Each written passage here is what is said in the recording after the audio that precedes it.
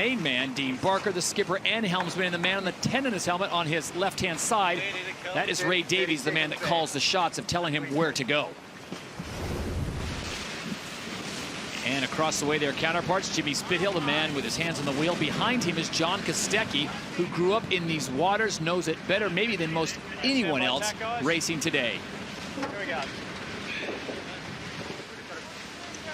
So the clock has begun. Under 3 minutes to go at 2:10. New Zealand will get port entry. They will be coming in on the left-hand side, and the Americans can come in 10 seconds later. They will get into the start box. Again, that 10 seconds advantage really isn't to give them an advantage. It's just more for a safety precaution. Well, it was done for a safety precaution, but a lot of these teams think that it actually is an advantage, Todd, to get across and to be able to start to position yourself where you want to go. The boat coming in from the other side, or Oracle today, they have to kind of react to your position. So we think at 2:10, when these guys come zooming in, they're going to start thinking about where they want to set up, which end of the line they want to set up for. Okay,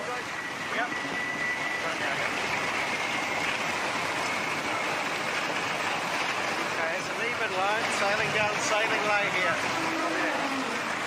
And now the Americans are free to enter the start box. So the 2-minute clock is on.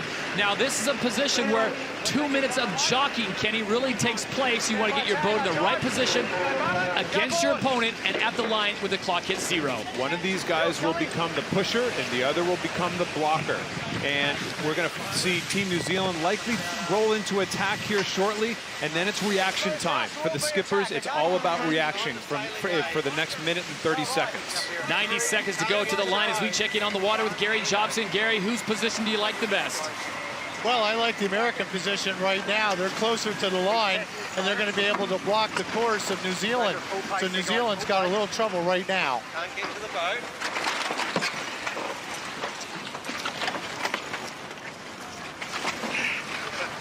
Full pace here. Setting it back up on the one now. Back up on the one now.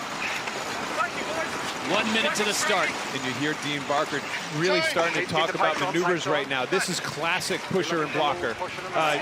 Team USA is trying to get New Zealand down below the ley line to the left side of the race course. New Zealand's trying to hook underneath, and they're coming from behind fast to try to get that hook.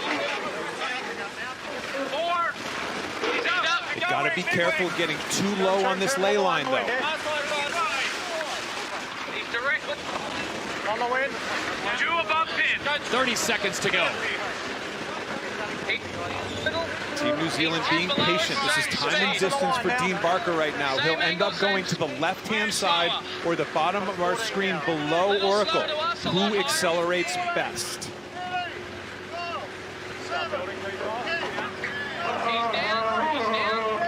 And the final count is on. It's day 3 of the 34th America's Cup. Who's going to get it right?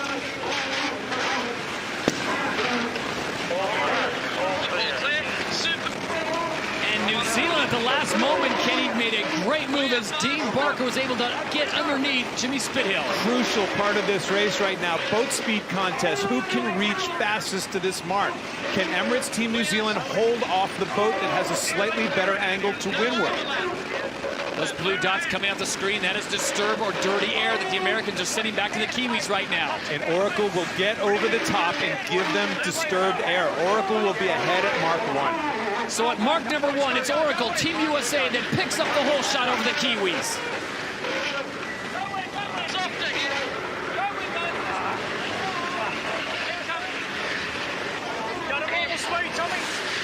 Super speed off. And the race is now on. This is race number 5, day number 3, as we go down on the water, leg 2 of 5, and check in with Gary Jobson. Very puffy wind conditions right along the shoreline where they're going down. Small jibs, you can see the forward sail, how small they are here.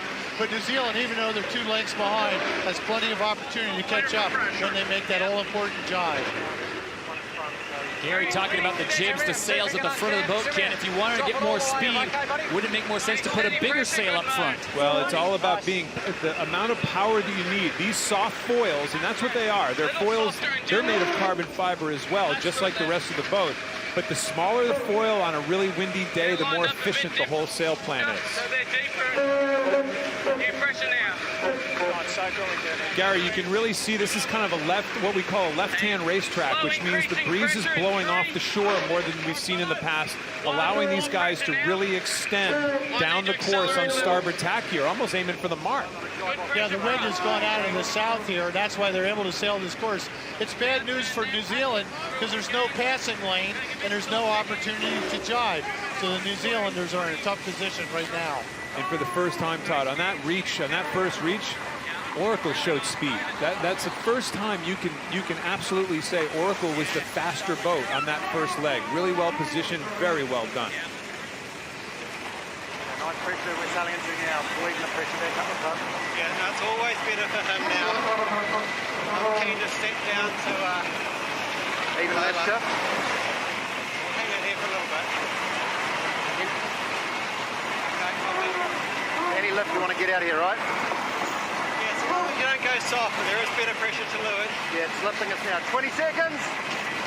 Dean Barker, the man with the 14 on his helmet. He is the skipper and helmsman. 10. Getting ready to jibe. 3, 2,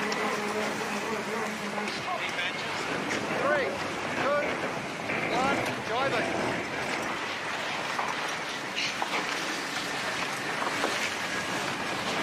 Yep. And a nice jibing, Kenny, just like that. Oracle Team USA jibes right on top. Now, is that a tactical, or are they seeing better pressure as well? No, for sure, tactical position. That's called a cover right now. The boat ahead is covering, kind of staying between the other boat and the mark right now. No reason to do something crazy. But interestingly, we're seeing Oracle show pace on this first run like we haven't seen before. It's windy out there, and Oracle is really showing some jets on run number 1 of this race.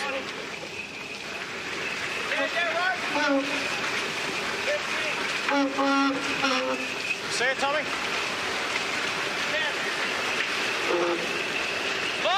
Stand by. Okay, go button, go forward.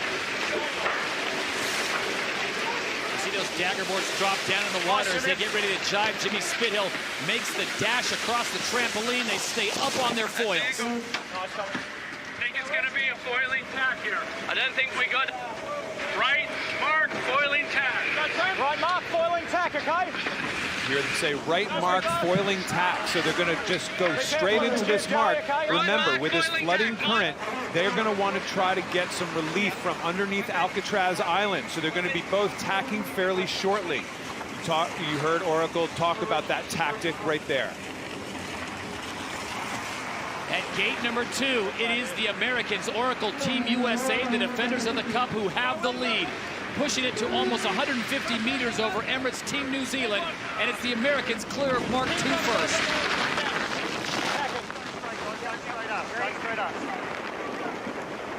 As the clock continues to run, the mark is set at 8 seconds, so the Kiwis trail by 8 seconds, and it looks like they are going to split the course with the Americans going towards Alcatraz and the Kiwis going closer to shore. Gary, really interesting move by Oracle. We've never seen anybody do this yet. A foiling tack right around the mark where they literally never got on their standard starboard tack course. They rolled into attack. They practiced that yesterday. I watched them do it. Dipping in a few tacks, okay? Dipping in a few tacks, copy. Just want to stay in a sort of normal on the wind mode here, Lenny. I can't see him right. With a lead of about 60 meters, it's Oracle Team USA on leg number 3 of 5 who have the lead on the Kiwis. They trail 3 races to 1. I'm really surprised they went into that maneuver so quick around that mark. Literally, I watched them do it yesterday. I wondered if they broke something, if it was a mistake. But they really kind of gave up that kind of covering ability. Now, they may be able to do one less maneuver. No, actually, Team New Zealand is set up for one less maneuver. Really a surprising move by Oracle USA around that mark. Jimmy, you good? Oh, yeah, all good. He's dipping. It's going to be very hard for Oracle to make 2 tacks here quickly, and here's the dip. Team New Zealand dipping. Exactly. Team New Zealand dipping from 180 yards behind at that mark to being even based on what Oracle did at that mark. Very surprising. And Team New Zealand now will have starboard tack when they split across to the other side. Starboard tack, Kenny, and getting out of less current, so New Zealand has the advantage right now. So Team New Zealand hugging right behind Alcatraz Island there, as Kenny and Gary Jobson put it out. You see less current there. The big arrows meaning heavier current. The Americans are in it, and the Kiwis just carried it a little farther, going almost to the boundary. One thing you want to think about, that wind is more to the south when you get along the city front, so that could help Oracle when they tack over, have a better angle going for the mark. But right now, it's all about boat speed. That's right, and that big angle difference that we see on the TV right now, they're just out of current. Team New Zealand's out of current right now, and you're going to see them go across a current line right there. Now they're out in the same current as Oracle. This is really interesting tactics by Oracle. I don't really know what they're doing right now, to be honest. I always wonder if in New Zealand you tack right now to get back out of that current. Tack early. So the Kiwis have taken the lead for the first time in this race number 5 on leg number 3, which has really been their lucky charm over the course of the last 4 races.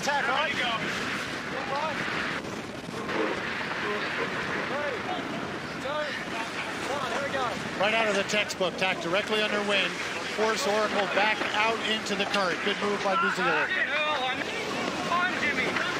Oh, mate, we've got to get this sorted, eh? I need more time. Thanks, guys.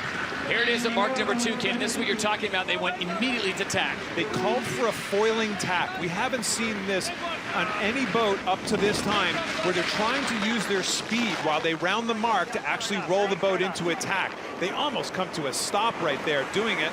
This allows New Zealand to set up, get organized, and roll into what they consider a proper tack. And here it is one more time. What they're trying to do is stay up on those foils, and as they make the turn, all that speed, Kenny, is pretty much just lost.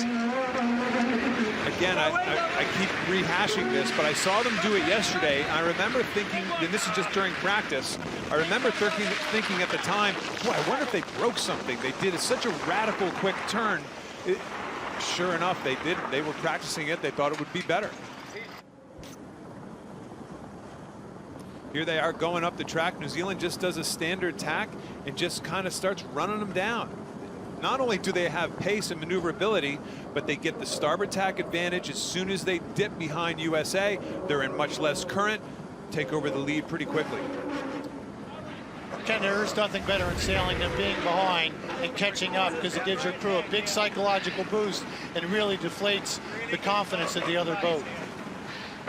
So what was once a 140-meter lead for Oracle Team USA, the defenders of the America's Cup, has now been handed over to New Zealand, and the Kiwis have pushed it out to a 300-meter lead over the Americans. And now they get to dictate where they want to position themselves on the course, and they're playing for the left-hand side of the course. That's where the next bit of relief will be. Really good pressure out of the slump. So it's the Kiwis who lead on leg number 3 as they put distance on the Americans here in race number 5. Really strong on him, boys.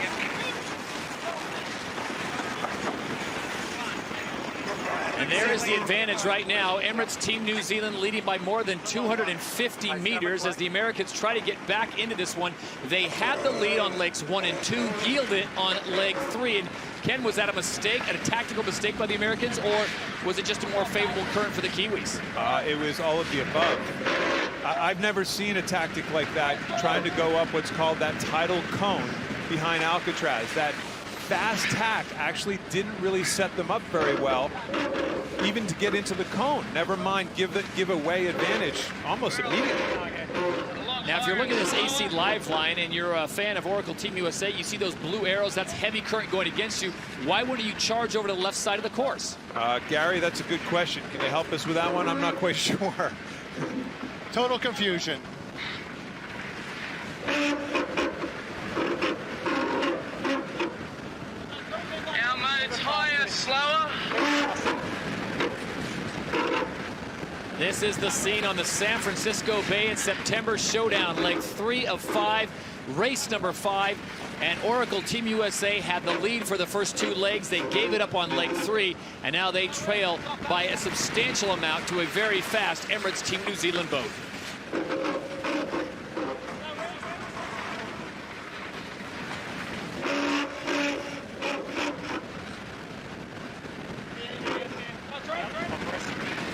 The lead has now been pushed out to almost 300 meters yet again by Emirates Team New Zealand. And look at the speeds, Kenny. Emirates Team New Zealand is just a faster boat today. Yeah, upwind for sure. And that's been kind of the rumor around San Francisco for the last few days, is that Oracle seems to look pretty darn strong downwind, but I think everybody is shocked at how fast in the different modes. They have a low and fast mode. They have a high and slow mode. They're really good at tacking. They're just better upwind. Absolutely no pressure. Just keep looking forward. Boundary will be coming up for him. So Emirates Team New Zealand, you heard Ray Davies talking about no pressure, stay where we are, and just not enough racetrack as Oracle Team USA, Gary, has to tack back into the course. Very tough maneuver for Oracle there. They just slow making those turns, and it was tactics at the bottom mark that got them so far behind. We are right alongside Emirates Team New Zealand, and they're almost foiling going upwind. Very impressive what this New Zealand team is doing.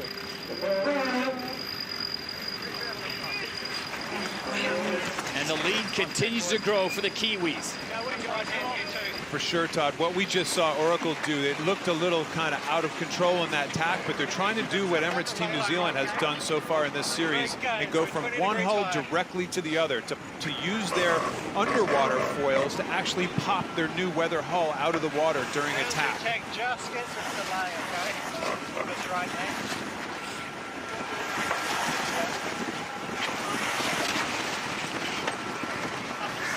Boundary tack, boundary tack.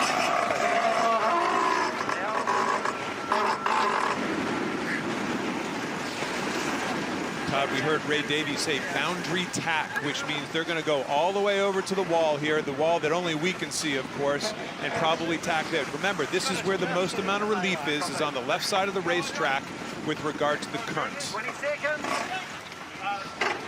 Very wobbly out of here, guys. Amazing how quickly this turned into a runaway. 10.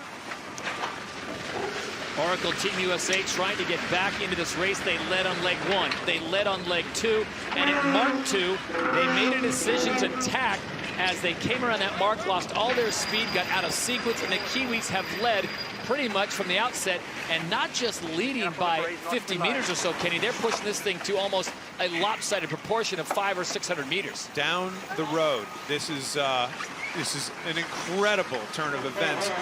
You have to believe that Oracle supporters were jumping for joy after that first reach and that first run, but unbelievable. We've seen more passes again in the America's Cup.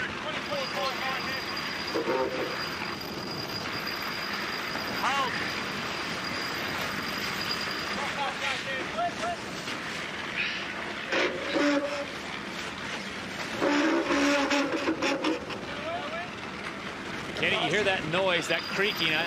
Folks at home may think these boats are about to break apart. What are we listening to there? Yeah, we're listening to the lines on the winches. Amazing loads. 3 tons of load on this wing winch, and then of course the jib or the soft foil up forward. They're just easing and trimming to try to make these boats go at maximum speed. You know, the problem when you have some moment like this for Oracle Team USA, it gets in your head that you're slower. So even if you're head down at the leeward mark, then you start making those mistakes like we saw Kaseki do. The next big thing here for New Zealand is to make a clean rounding. Let's not forget, in the finals, they almost crashed coming around that windward mark. Gary referring to the Louis Vuitton Cup final where Team New Zealand got into it with Chris Draper and Luna Rosa, and they had a big dip, losing 2 men that went overboard. They were fished out moments later, but they came around with a lot of speed. Here we go. At mark number 3, it is all Kiwi. Emirates Team New Zealand with a huge lead at the 3rd mark.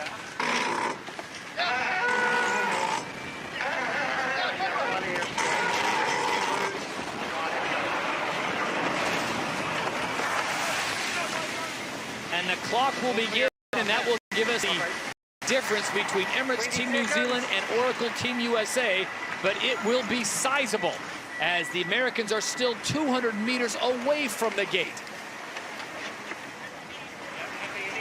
And Gary, with this big southerly breeze, the breeze coming much more off the land today, essentially no passing lanes. They're going to do one jibe and almost go all the way down the track. Yeah, it's good news for the New Zealanders to have the win from this direction on this leg. That's one of the reasons they were unable to catch up or pass on that first downwind leg.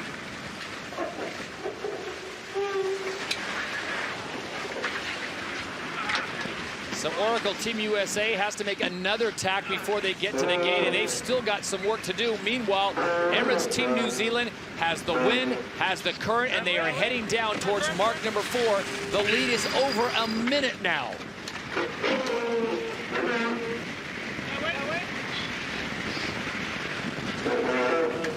Be setting up straight away after. At mark number 3, Oracle Team USA finds themselves in a big hole of 1 minute and 17 seconds. Can they work their magic on leg number 4?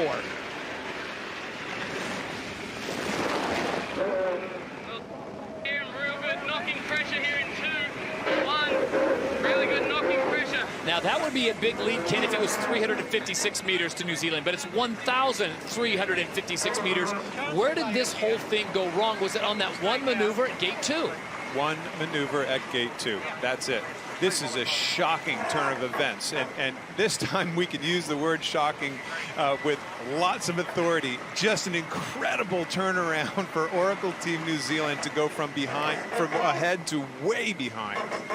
Emirates Team New Zealand on leg 4 of 5. They will steam down the course, and then they will turn to the right, and they will punch it straight in to the finish line for yet another victory. And barring any major disaster or malfunction on the boat, this race will go the way of the Kiwis.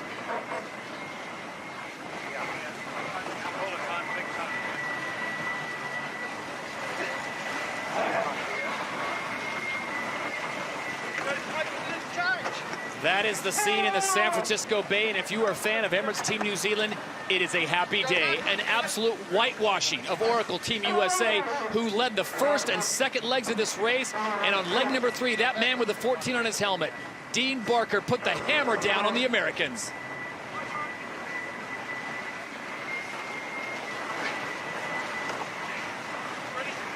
The lead is almost 1,500 meters, and folks, in match racing, Kenny, that is got to be unprecedented. And they got a little pace right now, just a little pace. They're going 49.5 miles an hour. You know, just out for a little afternoon cruise on San Francisco Bay.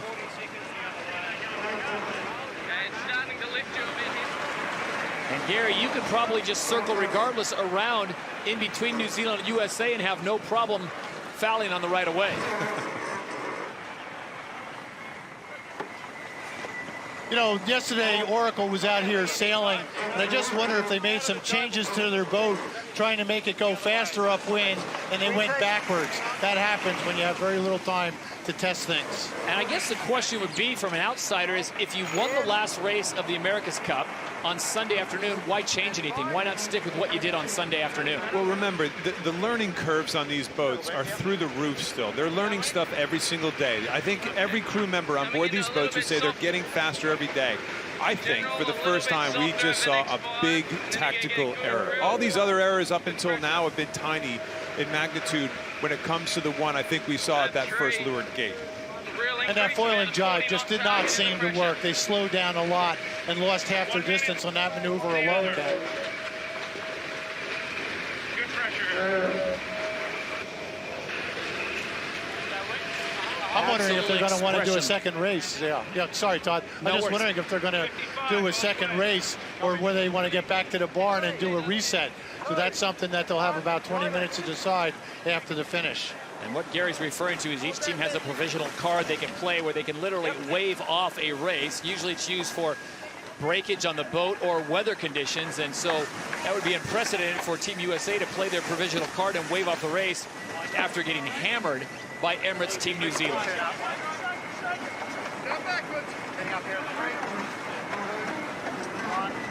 So here we are at mark number 4, and it is the Kiwis by a long shot out in front, reaching speeds of 54 miles an hour. That's 46.9 knots, and Dean Barker firmly in control of this race and firmly in control of this regatta.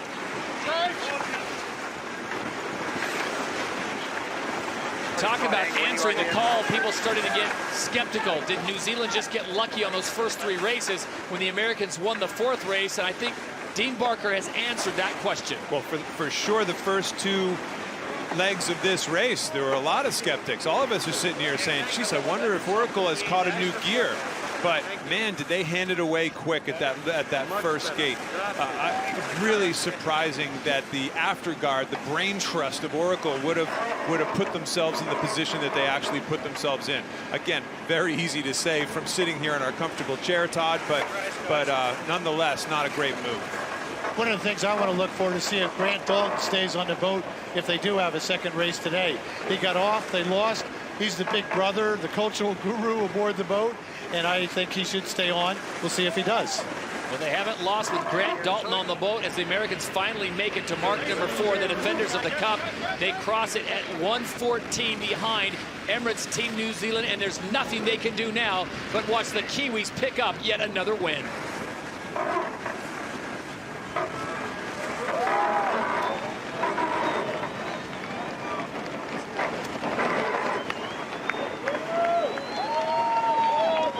Time and distance belongs to the Kiwis yet again. Race number 5 goes in the books. Emirates Team New Zealand is your winner.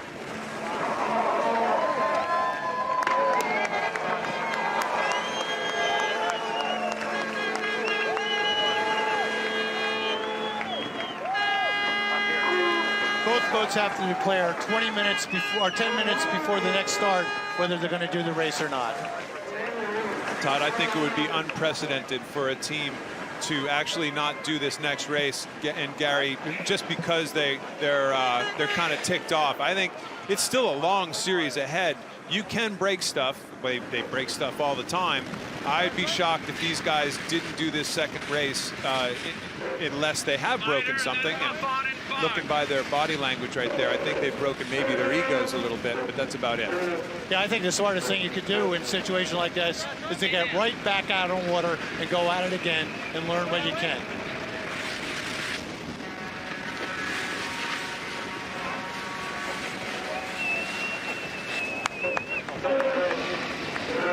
And more than a minute behind, it's Oracle Team USA that finally crosses the line.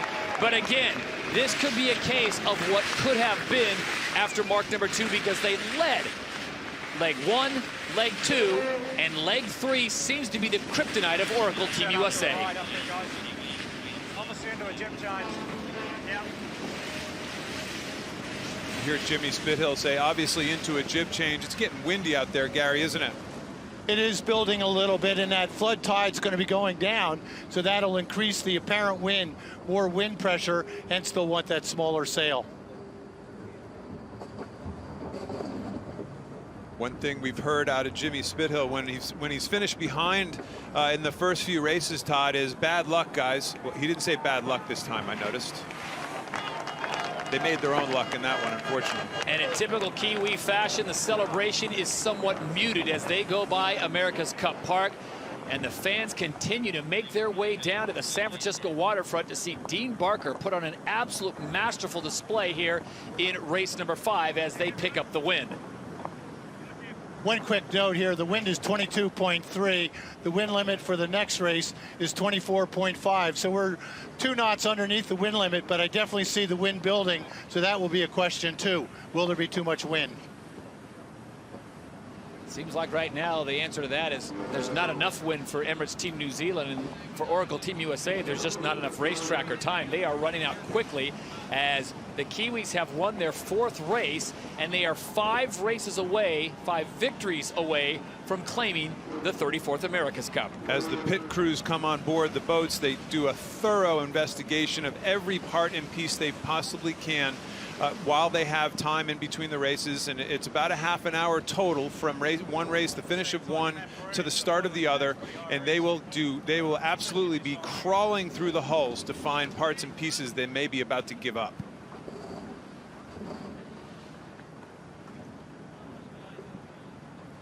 So the pit crew comes aboard Emirates Team New Zealand. Dean Barker, their skipper and helmsman, gets the job done, picks up win number 4 in this series. We go on board with Dean, and Dean, congratulations. I tell you, at leg 1 and 2, it looked like the Americans found another gear, but you seem to always track them down on leg 3. Yeah, well, it's a tough way to win races, but it's working for us. You know, we'd like to to be controlling our fate a little bit more in the around Mark 1, but yeah, it didn't quite work out on that one. You know, he sort of they managed to just get over us on the first reach, and it was just the case they just sort of picked up a bit of pressure around our bow and just sort of stretched out a little bit. So yeah, plenty to work on, but it's yeah, it was encouraging that we can sort of get back into the race like we did. Hey, Dean, when in all the Louis Vuitton races and America's Cup races so far, we've never seen somebody just literally roll into attack around the mark like Oracle did. When they spun it into attack like that, were you surprised? No, something that I've been practicing. We've tried it a bit as well. When you're sort of wanting to get going a certain way, it's a pretty nice move, but yeah, the cone was wide enough. It seemed that we could just stay in it off his hip, and just got it set us up further up later on. So we weren't unhappy when they did roll straight into the tack then. Dean, I'm wondering how important is it to have Grant Dalton on the boat here for the second race, keeping in mind it got off the race on Sunday for the second race and you lost. So how important is it to have him on board now? As long as he's still feeling fighting fit, we'll keep him here. But it's it's certainly not the reason we lost the second race on Sunday. But yeah, it's good with him here. He enjoys it, and hopefully we can go on and win another race this afternoon. Well, Dean, enjoy the victory momentarily as you get ready for the next race. We'll cut you loose. Thanks again for your time. Yeah, thank you, guys. Day 4, races 6 and 7. John Kostecki on the left-hand side. The man on the right is Sir Russell Coutts, probably the man that made the decision to change out Kostecki for Sir Ben Ainslie. And Larry Ellison, the head man for Oracle, who has bankrolled this whole Oracle Team USA. He is the defender of the Cup right now, looking very comfortable and casual. But Kenny, I imagine he's going to put the pressure on his boys today. All three of them look comfortable and casual, to use your phrase, Todd, but I'm guessing they're churning inside. This is do or die day for Oracle.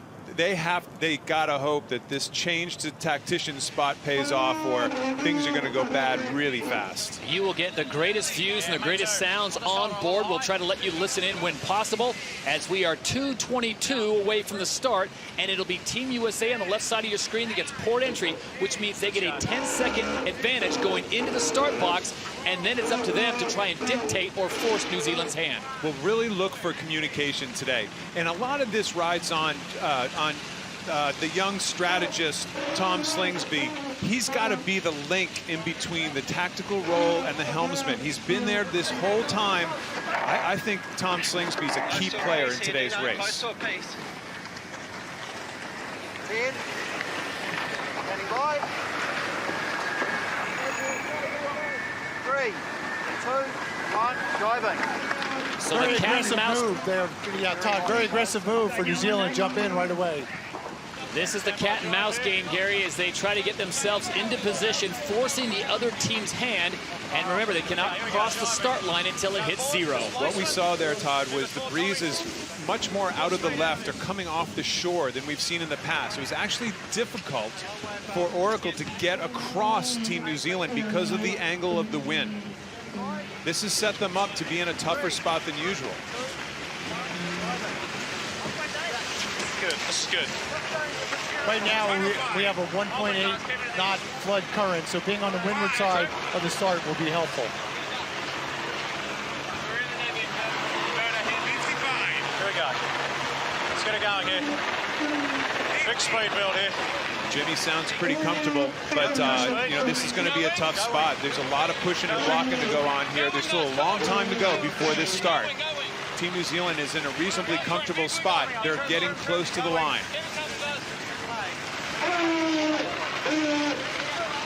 On the wing, we're almost racing here. We're racing, full speed.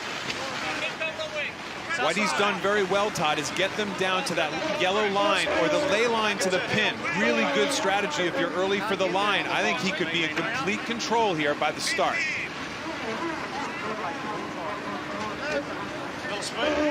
10 seconds away. This is race number 6, day 4 of the 34th America's Cup. The Americans have the advantage with Sir Ben Ainslie as the tactician. Will it pay off? We are clean to go racing.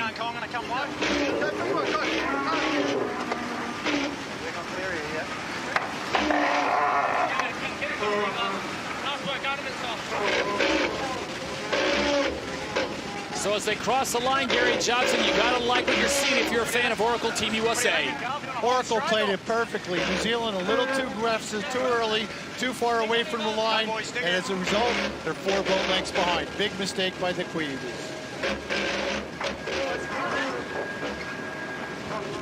Ben Ainsley on the far right-hand side of your screen. Normally a helmsman playing the role of tactician today. At mark number 1, it is the defenders of the Cup, Oracle Team USA, with their biggest lead so far here in the America's Cup.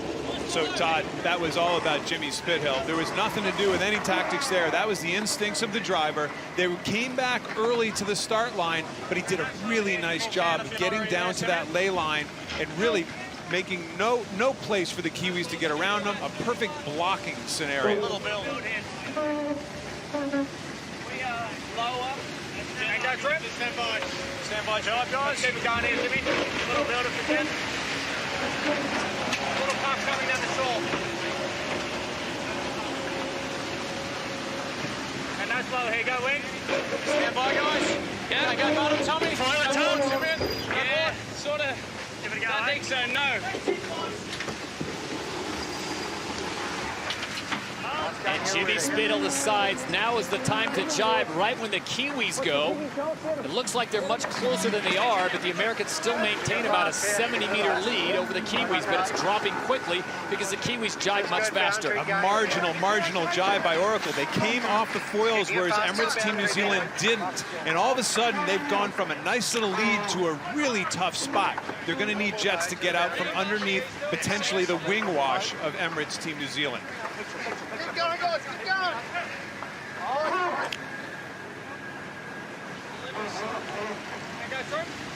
This is Crucial leg moment. 2 of 5 for the Americans with a small lead. Remember, their lead was 9 seconds around mark number 1. We check in on the water with Gary Jobson. The big game out here is getting the wind. These gusts come in. If you get it first, and that's where New Zealand is, you're going to accelerate and have a big advantage. And the wing going across on Oracle just seems to be slow, where the New Zealand boat, in contrast, it pops through and they accelerate a little faster. Drive, maybe. Wing on, wing. 300. Keep the speed on. Stand by, boys, here. Go, Tommy, go butter, go wing. Go button, go board. Big moments in this race, Todd. This is very close. Whether Oracle, they've done what they needed to do and actually gotten out from underneath the potential wing wash of Emirates Team New Zealand, but these jives have to be smooth. We see how much you can gain or lose with a bad jive. Coming on you here. Yeah, he's faster, but he can't go anywhere. That's on board Oracle. Building on you now, the pressure. Big decision coming up, but which gate do you take?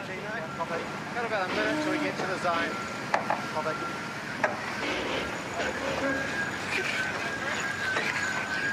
We'll see what that wing wash does to the Kiwis. Still traveling at over 29 knots, which translates to 33.4 miles an hour. Now remember, they were a deficit of 9 seconds behind the Americans. Right now, Ken, it looks like down to about 2 seconds. Yeah, well, it's been rumored that Oracle is a little quicker, and we've seen this on the run. Besides that one jibe, they are a little bit faster going downwind. We're seeing it again here today, but this is what the sailors feel as well, talking to them yesterday in between races. He's higher, faster. They're setting up now. Let them go, eh? This pressure looks here. They jive. Pressure's okay. It's just lifting us a bit. Oh, it's starting to get soft in there. I think right here is good. Probably 15 seconds. Yeah, copy.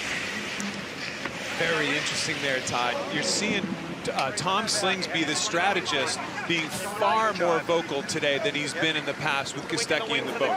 Completely different tone in the back of the boat. Be negative late, Dino. Good chance of a piece, okay? Picture now. Number 10 is Ray Davies, the tactician for Emirates Team New Zealand, in constant communication with his skipper and helmsman, Dean Barker. And he just said, good chance for a piece. That means that when they jibe back, they're going to be on starboard tack. He thinks they might have a port starboard situation coming up with Oracle. And once again, the Kiwis able to stay almost completely on the foils as they make that jibe or turn back into the course as they get close to the boundary. It's tougher in this light air, though. It's really hard. They'll be minimizing maneuvers really close cross. Now, if you're the Americans, are you going to jibe right on top of them? No, you're gonna extend here. Make sure you lay the mark. Make sure you only have to do one more jibe into the gate and possibly do one less maneuver. That's where you're going to pick up distance. Right at the bottom, Oracle's going to have to go at least one more time as well. Just minimize your maneuvers. 10. Guys, make it simple. That's what they got to be thinking. Wing on if you can. Go wing up. 5. Stand by. Okay, go button. Go board.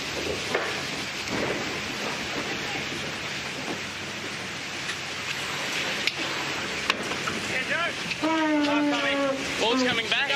And a little better jibe there on that time. As we go on the water, Gary Jobson, how do you like Oracle's setup as they get ready for gate number 2? I like Oracle's position. On starboard with the right of way, coming down to the mark, and they're doing a good job jibing. This whole race is going to come down to which tactician can call where the wind is on the next leg going to windward. All right, Jabo, if you were out there being a tactician role for Oracle Team USA, would you head closer to the shore? Would you head out and try to take advantage of a possible cone situation behind Alcatraz? If I'm on board Oracle, I take the cone, less current. 1.8 knots is a lot of current down here, and Oracle needs to stay out of it. Go up the cone. Kenny, do you agree? Well, they are set up for a split here, though. That's the only thing. Emirates Team New Zealand forced a split here. Likely Oracle rounds the mark on the left side of our screen, and Team New Zealand will round the right one. This is going to force a split right out of the box. Gate number 2, it's Oracle Team USA with the lead. Can they hold on to it as they will head in towards shore? And the Kiwis at gate number 2 look like they will try and take advantage of the less current behind Alcatraz Island. I think you're going to find Oracle roll into attack here fairly soon and try to take advantage of the cone. We'll see. An amazing lead. The Americans increased their lead from mark 1 to 2 by 3 seconds. At about 45. This has been the kryptonite for Oracle Team USA. Leg 3 of these races going back upwind, where the Kiwis have taken advantage in almost every race and retaken the lead if they've trailed. There's Oracle coming back. They'll play the inside edge of the cone. Keep in mind, this is a really close race, and New Zealand will have right away when the two boats come together again. Ken, from our perspective down here on the water, New Zealand has more wind, more pressure, and that's making them go faster. Good opportunity for New Zealand to advance.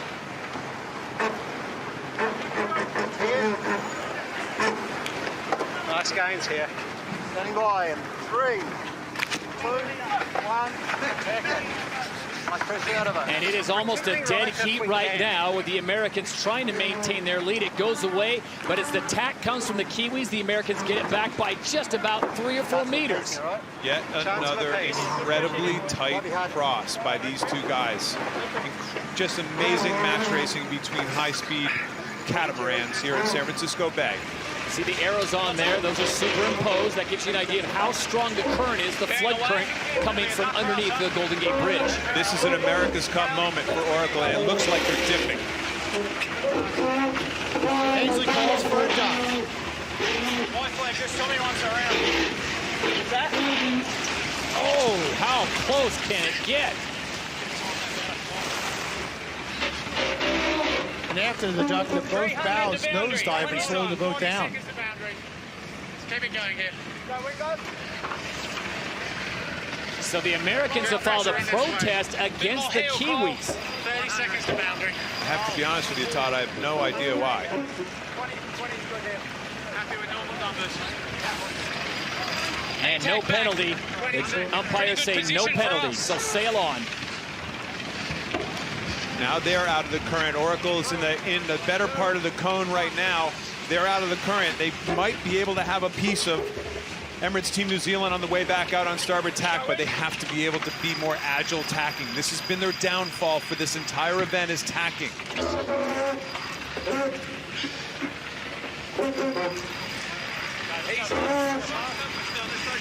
And they get the lead back. The cone is dominant at this stage. Gary, the current up in there must be almost going the other direction, almost be a back eddy to an M situation behind Alcatraz Island. Yeah, Ken, and not only is the current more advantageous underneath the island, for some reason there's a little bit more wind under there, helping the right side of the course get these boats in a lead. So right now, New Zealand's going to the better place. And the wind is picking up. We started the race with the wind at about 12 knots. It's now up to 13.5 knots. I agree with Oracle. At this stage, they could have done 2 more tacks, gotten a little bit more current relief, but that's when they've gotten in trouble, Todd. They try to do too much. Now it's time to leg it out and try to let the boat do its thing. 20 to 21. There'll be a little build even. Go, Wing. No slower here. No slower. You know, a little bit. No lower, slower than 20. Yeah. Okay. Tricky though, but I can tack and get behind it. We can almost cross. We're not. So the Americans with a lead that is down underneath, holding right now at 48 meters. As we go back on board Emirates Team New Zealand, the challengers, both boats traveling at about 19 knots, which comes at roughly around 21.9 miles per hour, and they are heading upwind back towards the Golden Gate Bridge. We're a little lower, a little faster. This is okay.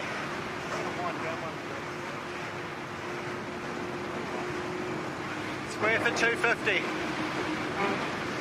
You got him in a good lockdown here. Do not beat tags. Okay, he's setting up to take. Got to look to leeward.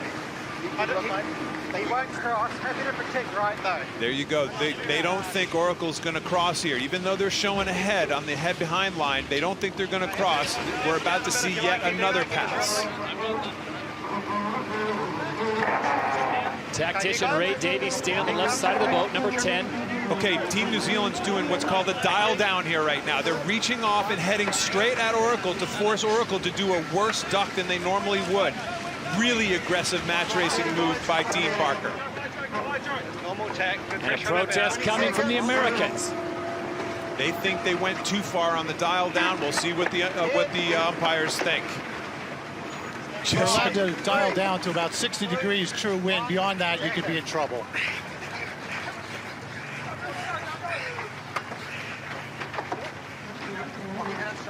The action on the San Francisco Bay. It is day 4, race number 6 of the America's Cup. The Americans with only 1 win, the Kiwis with 4 win. At the moment, if we tacked, he could probably tack. And this was just moments ago on the cross between the Kiwis and the Americans. Ray Davies set this up early that he thought they weren't going to cross, and they just pointed at him. They made them do an overly aggressive turn down to avoid the right away. Emirates Team New Zealand. Really good match racing, aggressive move by Dean Barker. Is this sailing's version of chicken? I think that's exactly what it is, as a matter of fact. So the Kiwis now have the lead, 28 meters and growing, but are the Americans in a better position, Ken? This is a tough one. I think the Americans, if they don't have a cross here, then all of a sudden it's the normal Kiwi stretch. They've gotten into attacking contest up that left side. I don't think they had a choice. They had to tack for the boundary anyway. All of a sudden, the Kiwis are showing their dominance when it comes to tacking.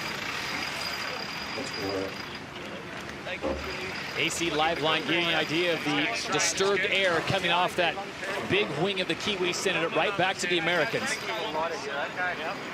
Gary, interesting that Emirates Team New Zealand decided not to cover in that situation and allowed for a little bit of a split here. Well, I think they want to get out of the current. It's simple as that. I mean, one of the things we're learning here is that the whole shape of New Zealand, which is much fuller and rounder, is able to do a better job going through the tacks, as we're watching now. That very fine hole that the American boat has, they're not able to keep the momentum going through the tacks. That's the difference we're seeing right now.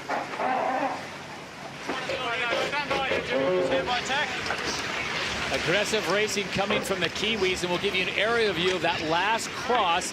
And as Ken draws this up, what exactly they're trying to force the Americans to do. Yeah, the dial down by Emirates Team New Zealand, you couldn't see how far. They went from a beat to a reach, which means they sailed away from the breeze a little bit, forced Oracle to do a much wider turn to avoid them. Here it is on virtual eye. That's right. Watch New Zealand. They're going to take a left-hand turn and play chicken, just like you said. They're going to force Oracle way up high to do a radical turn down that typically gains you about another boat length during the maneuver, and that's about how much they crossed by.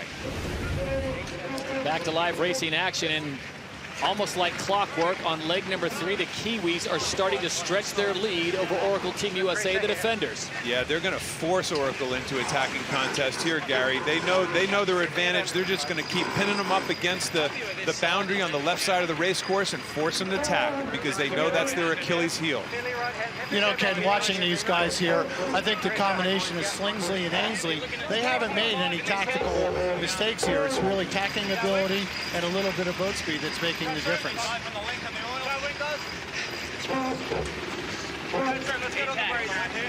However, let's keep in mind that Oracle is going a little faster downwind, and we have a long run to the finish line.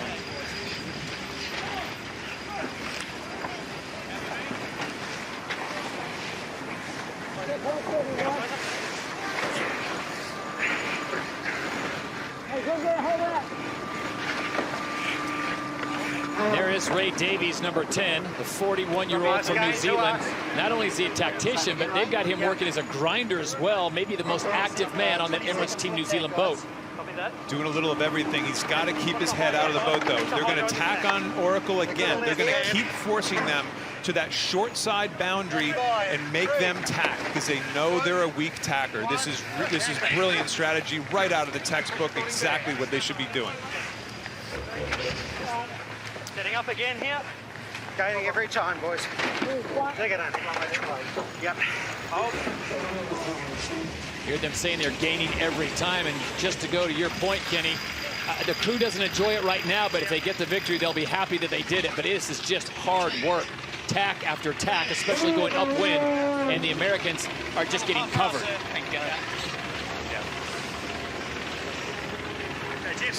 A bit of a broken record here right now, but the Kiwis just slowly pulling away. The more they tack, the more they're going to pull away, and they know it, we know it, Oracle knows it, unfortunately.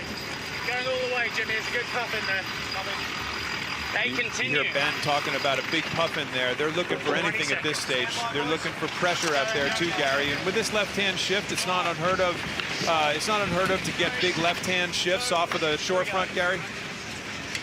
Well, those left-hand shifts just aren't there at the moment. It's very light out here. Light. We're only a couple 100 meters away from them right now. The big deal is the current. The current is increasing. The flood current's coming in stronger and stronger, so New Zealand is a little bit at risk being out in the middle of the bay right now.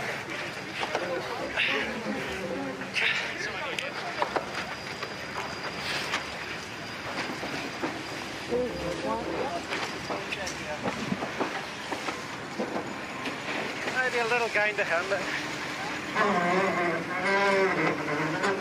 a little gain to Oracle, and the reason is the current is less along the shoreline. Same again. We're fine, Ray, we're fine. Got 20 seconds. Now keep it going a little further, Dino. 9 tacks each on this upward leg 3 of 5, and it's the Kiwis with a 5-boat length lead. Remember, they trailed by 9 seconds, or 12 seconds, excuse me, after mark number 2, 9 seconds after mark number 1. Really nice puff out of us.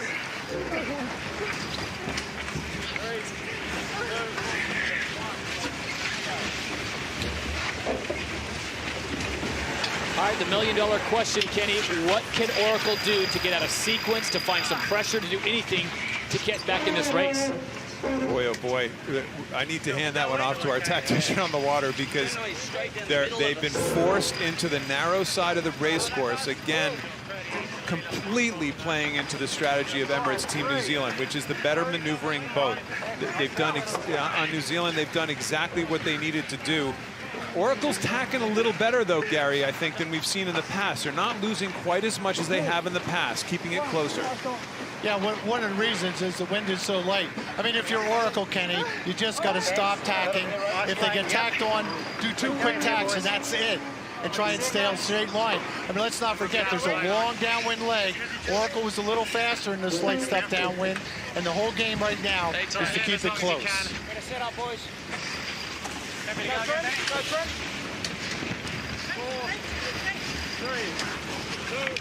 Through the beauty of virtual eye, here you see the number of tacks, and that is just a nightmare for the grinders, isn't it? It's a nightmare for the grinders, and it's a nightmare for Oracle, to be honest. This is just exactly the strategy that they didn't want to have. But it's not like they've chosen it. They've been masterfully pushed into this position by Team New Zealand. Bending around the left-hander here. New Zealand's game here, Kenny, is to somehow either sit on Oracle's win or, better yet, make him make 2 extra tacks just before the mark. Rob Waddell, number 11, Chris Ward, number 7, doing some great work. There you see the lead on the course, almost 200 meters to the Kiwis as they get ready to hit the next mark. Grinders are earning their paycheck today, Todd. Heading him this time, and we're on lay right gate. Heading him in about 20 seconds, guys. This is where you put your nail in the coffin, Gary. This is that last tack. If Emirates Team New Zealand can make it in 1 and force Oracle to do 2 more attacks, the lead will double, maybe even triple. Either 2 tacks or actually sit on their wind all the way up there. Either way, it's a big gain for the Kiwis. Very light here, Keep it going. Gotcha. Keep it going. Come on, boys. Quite light. Hold. Right on in here. Yeah, the tough thing here for the USA is they haven't made any tactical mistakes. It's just boat handling, going through maneuvers, and a little slower speed. Hold sheep, going W2. A little lefty here, Dean. They're going W2, please, boys. Go, jump, guys. Hold. So if we get any header at the end here, it'll be left gate. 38-year-old Rob Waddell, number 11. And the man with a 6 on his helmet, that's 56-year-old general manager Grant Dalton out there doing work. 2-time gold medalist Rob Waddell gasping for air there. That guy only just won every single rowing contest there was in the world for about 10 years, and here he is, desperate to breathe. Pretty amazing. And I think Chris Ward, number 7, he's also gasping for a little air too, an indication that they're tired after so many tacks. Todd, this is the punishment that Team New Zealand was looking for all the way. They set this weather mark up about 10 minutes ago. Little right at the mark. I think we'll be okay.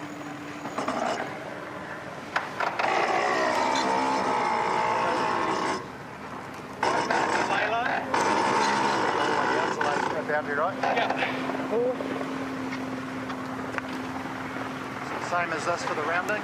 And in the light air, here comes the payoff pitch as Emirates Team New Zealand hits mark number 3 first, and they have pushed the lead to 200 meters over the Americans. Now look for the acceleration by the Kiwis. Big trim now.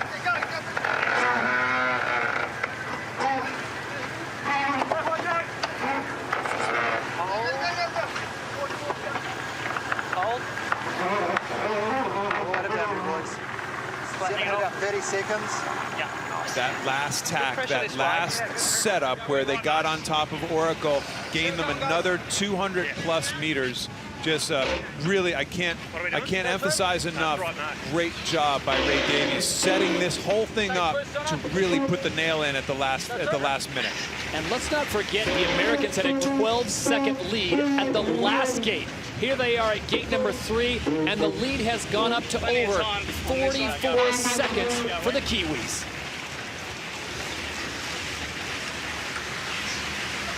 You better set up, boys, just in case.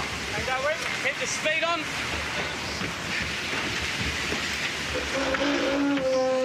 Jimmy Spithill and his crew trying to find some magic, hoping for a mistake from Dean Barker and the Kiwis, something they have not done very often. There you see the distance as the Kiwis make their way back down towards the shore in the city of San Francisco, and then it's a right-hander. And Gary, they are just running out of real estate, the Americans.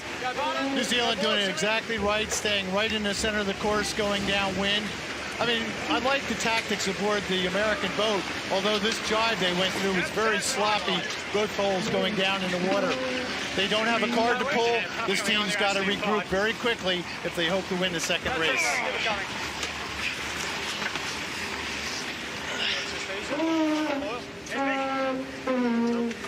Big wind shift here out on the water.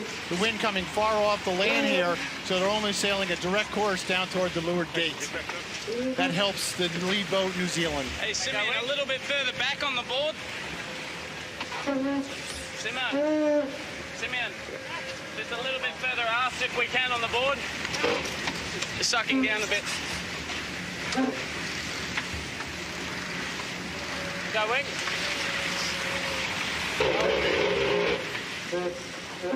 We're actually lined up, not short-term well, but long-term a bit better than them. He's just going through that light spot now. Yeah. Okay, Wing. We've got a light spot coming Light here, guys. spot coming. And that's lower here, Jimmy. Yeah. Those are the voices of Tom Slingsby, Todd, and Ben Ainsley in the back, desperately looking for any sort of puff that can try to reel in the Kiwis, who have a pretty dominant lead at this stage. A little bit softer from now. Not much, but... Going.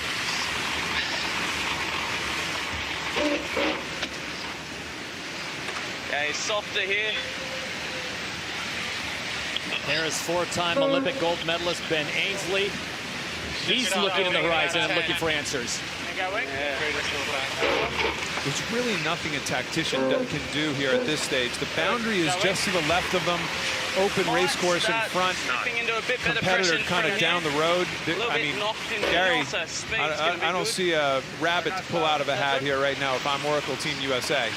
Yeah, very, very bad luck for the American team to have this big wind shift, so they're sailing directly for the mark.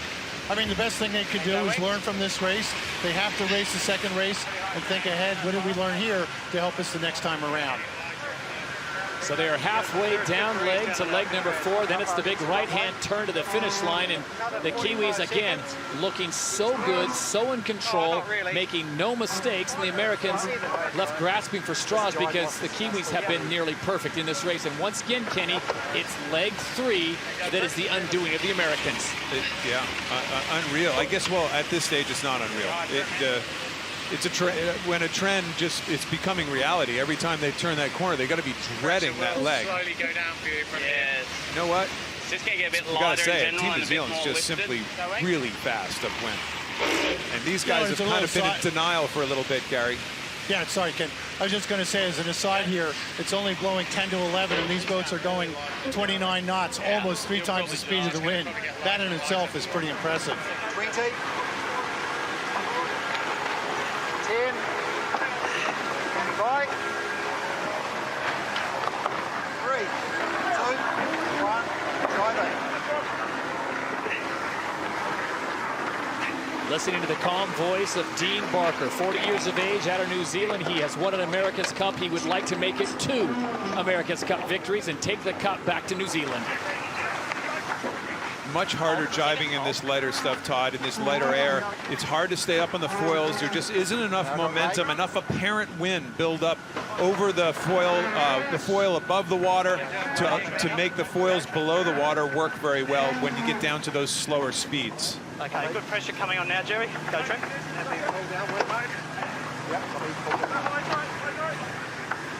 Second inside boundary at daylight. Stop it.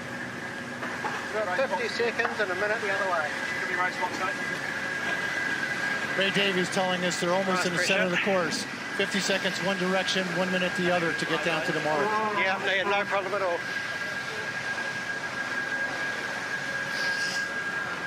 It's just so hard to imagine the way this race started with the Americans getting the whole shot, the Americans leading downwind to mark number 2, and actually leading about halfway up mark number 3, and then it all went the way of Emirates Team New Zealand, and now the lead is just enormous. Well, in these games, in these races, it's kind of all about getting in the other guy's head, too. Clearly, right now, Jimmy Spithill is in Dean Barker's head off the starting line. That's several losses in a row, and this one was kind of a crushing loss.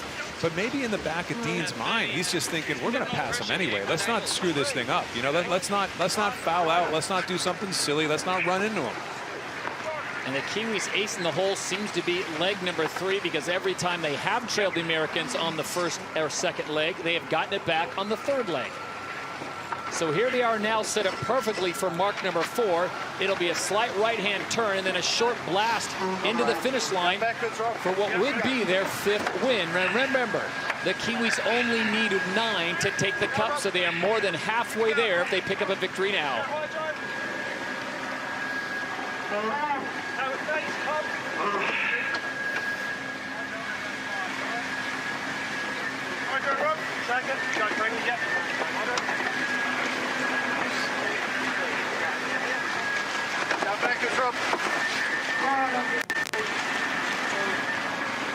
So with a lead of more than 400 meters, the Kiwis bring it around the next mark, and they will now head for the home line and another victory.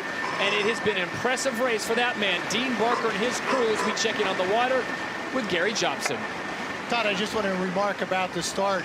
One of the reasons New Zealand might be so conservative, they don't want a collision. Their second boat's a long way from being able to sail, and it's not that fast. The Oracle boat is ready to sail, and it's pretty close in speed. So if I was New Zealand, I would take it very easy on that starting line. You can't afford any collisions out here. As the Americans get to mark number 4, still over 35 seconds behind the Kiwis. And barring a major mistake by Dean Barker, which we have not seen during this entire campaign, it will be the Kiwis striking again.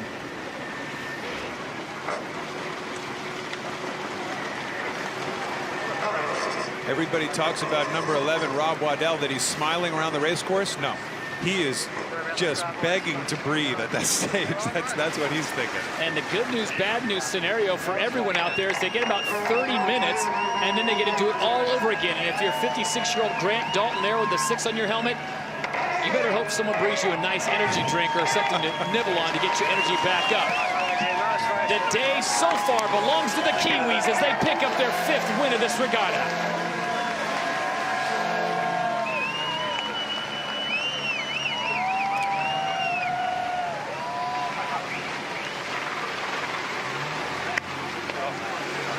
Well, with the size of that victory, Kenny, you might say they made it look easy, but as we listened in, those guys absolutely were suffering out on the boat. Well, you saw Dean Barker do 2 things that were telling.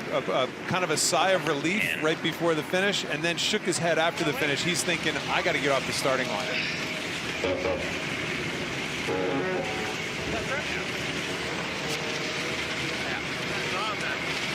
Hard to know that.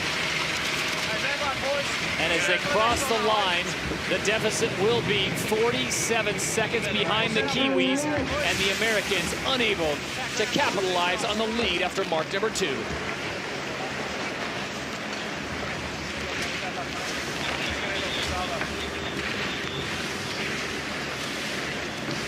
So they make the tactician change, but it does not yield the results that Russell Coutts and Jimmy Spithill were looking for. It's now time, as you put out, Kenny, for a quick regroup. Little tap on the shoulder from Jimmy Spithill to Ben Ainsley at the end. Nice job. I'm not sure, and Gary, help me out here. I'm not sure there's anything Ben Ainsley could really do much better on that, except for maybe stick a couple big engines on the back of Oracle. Yeah, I think the only tactic you could have used there was almost to do a double tack, so you're trailing with him just to keep it close for the downwind leg. That's the one tactic you could have done. So Dean Barker and Emirates Team New Zealand make the traditional flyby, and you can see just how light the wind is as they are just coasting by for the fans to get plenty of photos here who have made their way to AC Park.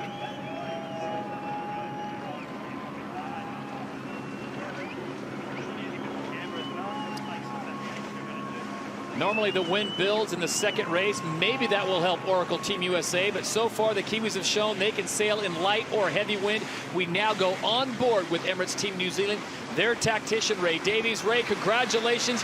You didn't get the start, you didn't get the second leg, but in the end all that counts is you get the win.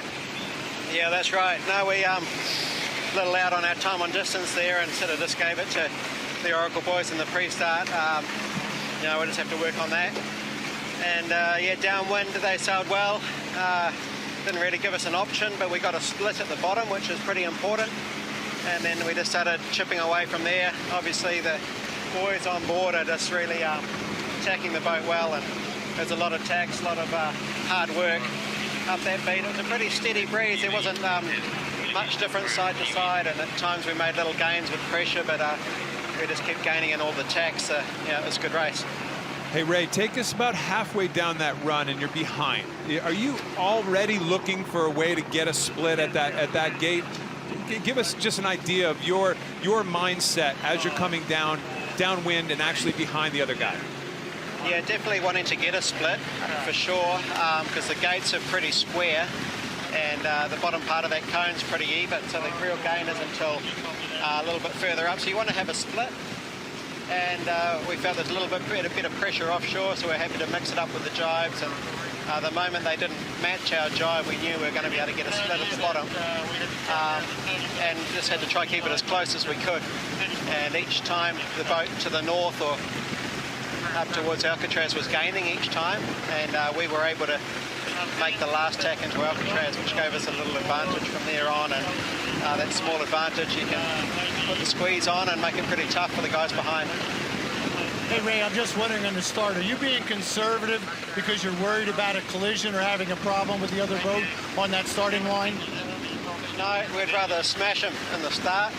No, giving it our all in the start. We're not trying to be conservative. We'd rather be ahead from the beginning. It's a lot easier. Ray, we appreciate your time. We'll let you get ready for race number 2. Congratulations on the big win. Thank you. Thanks a lot. Okay. See you later. Emirates Team New Zealand with now 5 wins, just 4 away from taking the cup back to New Zealand as the boys try to get some nutrition in and try to load up on the energy. Same situation over at Oracle Team USA, as we're able to now speak with their helmsman, Jimmy Spithill. And Jimmy, it's hard to say it, but it's that leg number 3 that seems like the Kiwis have some kind of turbo boost in their boat. Yeah, they've got some wheels out of the mark. That last gate, you know, we boys did a great job on the start line, and Benny and Tommy had a great run. And they were just able to claw their way back in front of us, unfortunately. Jimmy, I assume your tactician did okay that race. Any comments about Ben's job? Yeah, Ben did a great job. I mean, both he and Tom had great communication. You know, they were just able to really to get ahead of us there. So, look, that's racing. We've just got to regroup and get prepared for the next one. Well, you certainly seem to be going pretty fast downwind. Is there any way to maximize that to get further ahead down at that second mark? Yeah, there wasn't a whole lot. I thought the boys sailed actually a really nice run. You know, they took a couple of shifts or a couple of tough decisions, but I thought we handled that well. And look, we're just going to go out there, the head's clear. We can't change the last race. What we can do is go out there and try and get another win. So that's what we'll be focusing on now. Jimmy, thanks for your time. Best of luck to you and the boys. Thanks, guys. Well, one thing we know about this America's Cup is that we never seem to know what is going to happen next, and today was no exception with the last-minute crew change of Ben Ainslie on Oracle Team USA. Hi, I'm Tucker Thompson, joined by special guest Nathan Outeridge, the helmsman from Artemis Racing, and Chris Draper, the helmsman from Luna Rossa Challenge. And guys, Ben Ainslie was put in the very last minute in the tactician's role over John Kostecki. Chris, how difficult of a call was that for a team to make? I think it's a pretty tough one, but I mean, at the end of the day, someone like Ben sat there, you're going to be pretty tempted to get him on the boat, and he's an incredible sailor. And if they feel that they've got an issue, and then it's an obvious decision to make. Obviously, a very tough one for JK, but everybody that works within these teams, they all want to do the best to help the team win. So Ben will have got on there, and I thought their relationship that he had with Slingsby today on the boat was really impressive. Well, you guys have both driven these AC-72s. As helmsman, how important is the role, the relationship with your tactician, and how new is it for Ben to slot into that role with Jimmy Spithill? Yes, it's a big role to fill in. You know, I thought he did a great job today. You could hear, as Chris said, great communication between Ben and Tom, but also Jimmy was, really getting involved in as well, and I thought they did a great job, and they were just feeding really good information. I thought they made great decisions on that first run, and then it became pretty obvious from that they had a big uphill battle up that third leg. The third leg was tough, but let's start all the way at the top. The start with Ben Ainslie calling the shots. Jimmy Spithill did a good job. Guys, take us through it. Nathan, what's going on? Yeah, I think Jimmy did a great job. He turned at the right moment and forced Dean to go past. And, you know, they're just trying to stop Dean getting an overlap here to leeward of him and doing a really good job defending. And then I heard Jimmy say, we're almost, you know, on time here. And I thought they were going to be a little bit early, but because it was so light, they were travelling a lot slower than usual. And, you know, Dean didn't really have much of an option for here, and Jimmy's doing a great job in the starts, I think. And Chris, time on distance is crucial, particularly in this light air, right? How's Jimmy looking there? Yeah, I mean, we're just into a good bit of tidal flood here as well, and I think if Dean was to play it back, I'm sure he probably would have turned inside. I think it was a tough one, like Nathan said. Jimmy turned at exactly the right time. Dean a real tricky decision to make, and I'm sure in hindsight he wished he'd come back to the line a little earlier. So Oracle Team USA did all they had to off of that start. Now into mark number 1, a comfortable lead. Things look good so far, right, Nathan? Yeah, nothing's comfortable in this racing, but, you know, they would have been in a nice spot here. And, you know, I thought they did a great job down the run of just keeping themselves in a good position to stay ahead.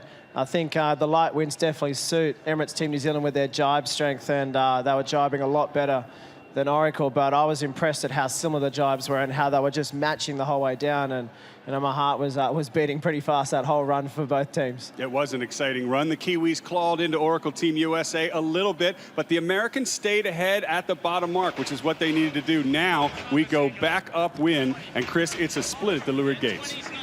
Yes. The tidal cone just here, like at the bottom of the course, the lee of the tide from Alcatraz, that you want to play it however you can, and there's 2 different ways, and basically those 2 options were the only way that you could really tackle it.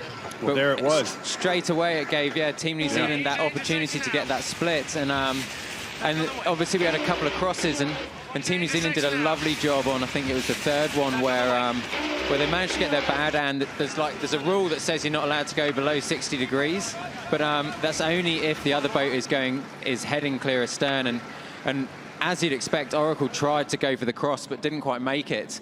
So then it means that they haven't got their bow down behind to go clear behind Team New Zealand, which is why Team New Zealand were able to dial them down and make a good sort of, that gave them that 50-meter gain that suddenly opened it up for them. So Oracle in a bit of trouble. Let's go back and analyze the race, this time on virtual eye. The graphics fantastic, showing us what was going on upwind, Nathan, and we saw a lot of lead changes there.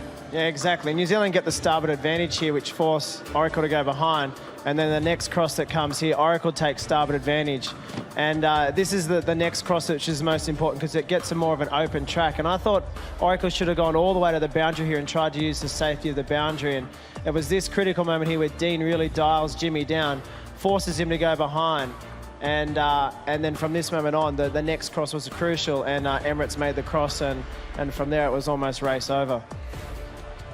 Well, Ben Ainslie did a good job as a tactician, and there really wasn't much he could do on that race course. The breeze was lighter, there were speed differences in the boats, and Ainslie slotted into a role, and we thought did a pretty good job, all things considered. However, a tough race from then. Now, this was Ben yesterday. He's wearing John Kostecki's jacket, I think just to throw people off from the media before making the announcement that he was the new tactician. There he is talking to Coach Philippe Presti about how he's going to slot into his new role before they went training yesterday. That's Jimmy Spithill at the helm. Presti to the right, the coach, and Ainslie there getting ready to, ready to do the job at hand. But this was my favorite part yesterday. We saw some footage of attack, and you could see Ben Ainslie a little bit confused, let's say, when they went through attack. He wasn't quite sure which way to go. Let's have a look. Or maybe not. Oh, here we go. Good. So there he goes. He runs to windward, and he says, oh, hang on a minute. I think I forgot something. Jimmy helps him back across the boat. But in all seriousness, guys, he's in a different role and pretty much did a good job slotting into it, didn't he? Yeah, I think they did a great job. Like we said earlier, I think the comms between Slingsby and Ben and Jimmy was great. But, I mean, those relationships do get built up over a long time, and it's tough. I got to work with Francesco Bruni for a really long time, and we sailed together for a year and a half, and even after that amount of time, it takes really long time to build those relationships. But I think they did a great job today. There's definitely no issues there. Well, there is more sailing to come, and this last-minute change is sort of a textbook Oracle playbook. In 2003, they swapped out their helmsman in the Louis Vuitton Cup. They did it again in 2007 when the chips were down, and now they've done it again. Is it too little too late? Can Oracle Team USA turn the tides? Can they retain the America's Cup with all the pressure and the eyes of the world watching? We'll see. The score is now 6-1, and the next race begins in a few minutes. So there is the scene in San Francisco as we get ready for race number 7, day number 4, with the Kiwis just 4 wins away from claiming the cup. Conditions look fantastic. Wind is picking up, peaking at 17.2 knots, but holding steady at about 16.5 knots. Jimmy Spithill, Sir Ben Ainsley, and Tom Slingsby trying to work their magic and get the Americans a win.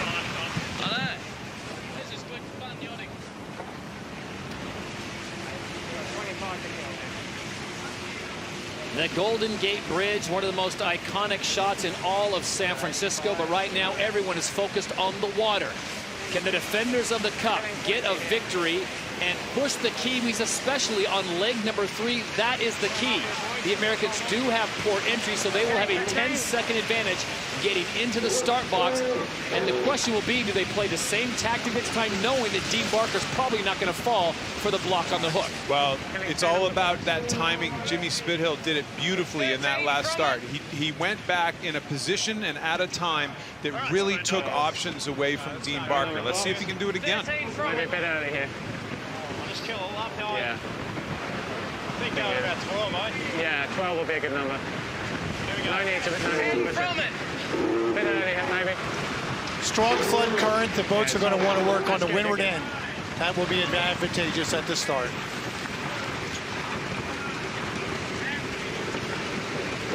So Spithill just a little bit late getting in, does not fully utilize that 10 seconds, but the Kiwis late as well. It seems so obvious, Todd, but it's really difficult to nail these things exactly at the buoy, exactly at the time you want to be there.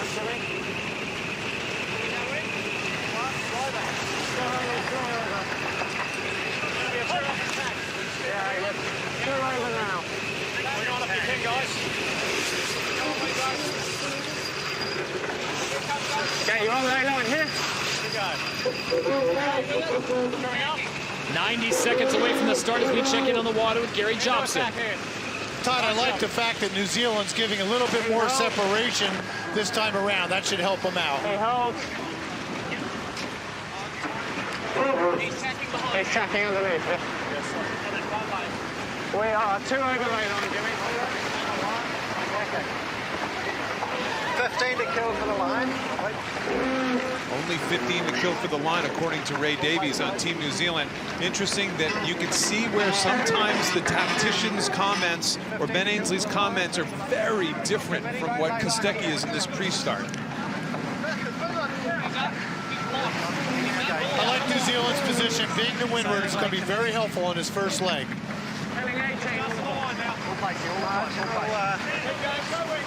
So coming up on 35 seconds, Kenny, and this time the Americans are much deeper, lower in the box. Have they given up a prime position to the Kiwis? Well, I think that it's time and distance now. This will be a reasonably even start. There's really no way that they can hook, I don't believe, from this position. This is going to be an even start. Something that Oracle has shown that they have boat speed on this first leg. They can make it stick. And with 10 seconds to go, both of them point towards the line here for race number 7, day number 4 of the America's Cup.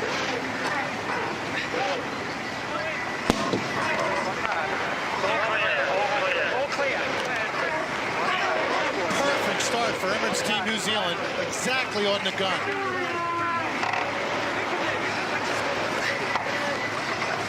So the Kiwis get the better start, but not by much, and the disturbed air heads the way of Team USA. Boat speed contest right now. Can the Kiwis get over the top of Oracle and give them wing wash like in race 1? And it looks like they've done it. So it's Team New Zealand, the first to mark number 1. They have the advantage. What will the Americans do to try to counter the speed of Emirates Team New Zealand?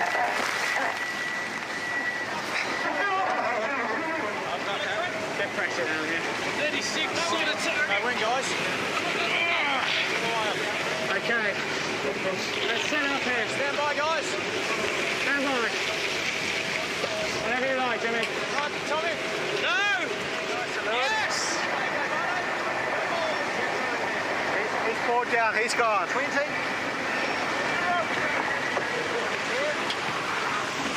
And the Americans, seeing that Dean Barker was setting up for that early jibe, they decided to go first. Ken, was it a smart move? Well, he has to go. This is okay creating a little split right now. You actually want to get out of the other boat's way if you think you're faster. They had a really good jibe on Oracle there. And so let's see if they can set themselves up into position to get down over the top of Team New Zealand. Guys, get him over here. Sort of speeds you think, Tommy? 35. No, just build. Here, Tom. I've been keeping it normal here. Yeah, maybe 34 should be okay. Get pressure coming back on you now. Just fantastic boat speed contest right now. Let's just hope the Batmobile here that Oracle Team USA is a little quicker on this run. That's what they're thinking. All their supporters are thinking right now. I can tell you that. Traveling at about 36 knots. That's roughly 41.4 miles per hour. 35 seconds. I think we'll cross, but we should be set up to match. He's all yours, Dino. Let's go back and look at the start one more time, and this time Dean Barker, Ray Davies hit it almost perfectly at the line. Yeah, but Jimmy Spithill, he was looking over his shoulder, and he actually watched Team New Zealand pull the trigger before him. I'm very surprised he didn't turn down a hair earlier. A lot of times as a helmsman, you kind of match the other guy. He hesitated a little bit here at the last second before he pulled the trigger, and that was all the distance Dean Barker needed off the starting line. Taking a look on virtual eye, here was the start, what you're talking about, just that little dip. Good pressure out of it. First cross of this race, and the Kiwis maintain their lead, and they will send back more of the unwanted gift of wing wash. Emirates Team New Zealand isn't exactly pulling away, but they're holding. If they can hold into this mark, they'll love their position going up on leg 3. On the water, Gary Jobson. Gary, what are you seeing from your vantage point on the committee boat? Well, as you look at the two boats, notice that they have very different shaped forward sails. The jib, very wide and low on the Oracle boat, very tall and narrow on the New Zealand boat. So a different philosophy in that forward sail. There's the illustration, just exactly what Gary Jobson's talking about. Ken, as a man who does this for a living, who has the right sail? Well, completely different concepts is right, but it's really set up by, it's called a self-tacking jib on Emirates Team New Zealand. Many people think one of the reasons they tack so well is because the jib tacks automatically and they can use more guys on the grinding pedestals. Completely different philosophy on Oracle. They have to actually tack it manually every single time, like all of our conventional boats. Come on, boys. Go wing, go wing. Okay, we're going to go to the lay line and do the leg split we can for the left. Copy. Sorry about that, John. Go wing. Not the best jibe on Oracle. We saw him splash down a little bit. You heard Slingsby say, sorry for that jibe. Not exactly sure what went wrong, but it wasn't their best. 10 seconds. 5. Stand by. Go more. Here we go.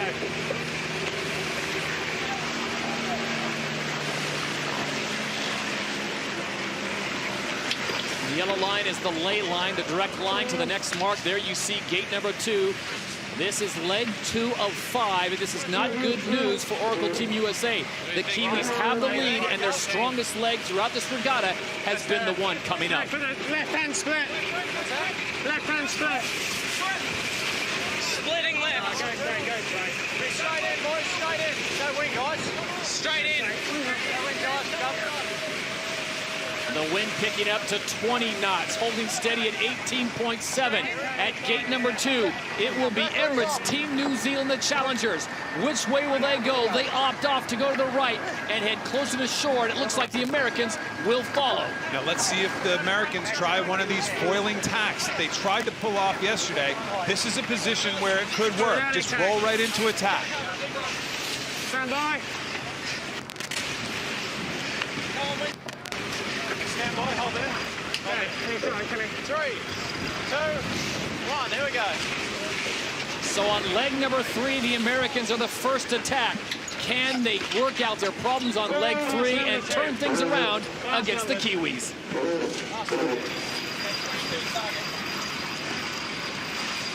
Happy with fast numbers. 25, 4, 25 knots. Well, the distance has actually come down just a little bit, Ken, so they're holding just under 90 meters. The Americans trail the Kiwis. The problem is, though, when they go upwind, they seem to lose so much speed, and again, being dictated by the Kiwis and what they do. Yeah, if you didn't know better right now, if this was the first race of the series, you'd be thinking, man, we got a boat race right here. But history has told us, history has proven right now that this is where the Kiwis just kick it into gear. Let's see if it happens again. And the white lines coming down through the screen, you talked about that before. Explain that to the folks at home. Yeah, a little bit of a cone here. Not as much of a cone situation that the lessening of the current right in behind Alcatraz Island. It's not quite as big a deal today as we've seen in the past, but it was slightly noticeable there before we went down to this low shot. So negative hitting him all the way to boundary.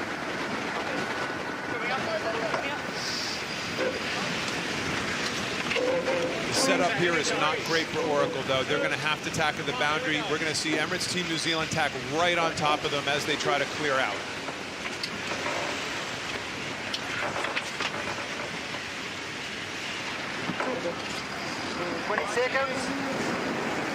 So those blue triangles, that is current. The bigger triangles being stronger current. And there's what you're talking about, Ken Reed, the cone. Less current behind Alcatraz Island, which means less resistance going upwind. And it looks like the Kiwis are going to hold on to this for as long as they can. Well, it's like they're sailing on a conveyor belt. You know, that's essentially what current is. They're sailing on a conveyor belt. You want to sail on a conveyor belt that's going a little bit slower than the other guy. Man on the water, Gary Jobson, how's the current for you? Well, the current's increasing and strong, and I like the New Zealand move. Stay right, stay out of the current, and just keep pushing the Americans back out into the middle of the bay. They'll continue to gain doing this.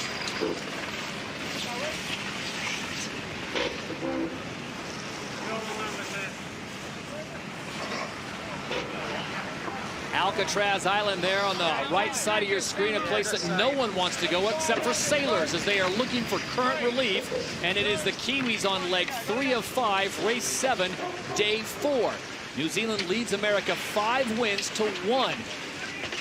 Kiwis just need 4 more victories and they will take away the America's Cup. You can see on these tacks, Todd, they've actually improved their tacks. They are getting that same look that Emirates Team New Zealand does. That weather hull pops right out of the water coming out of the tack. But like Gary reported earlier, they have so much less volume in the hull that's actually still in the water. It kind of digs in, a little submarining as it comes out onto the new tack. Tack if nothing changes. Yeah. Pushing hard.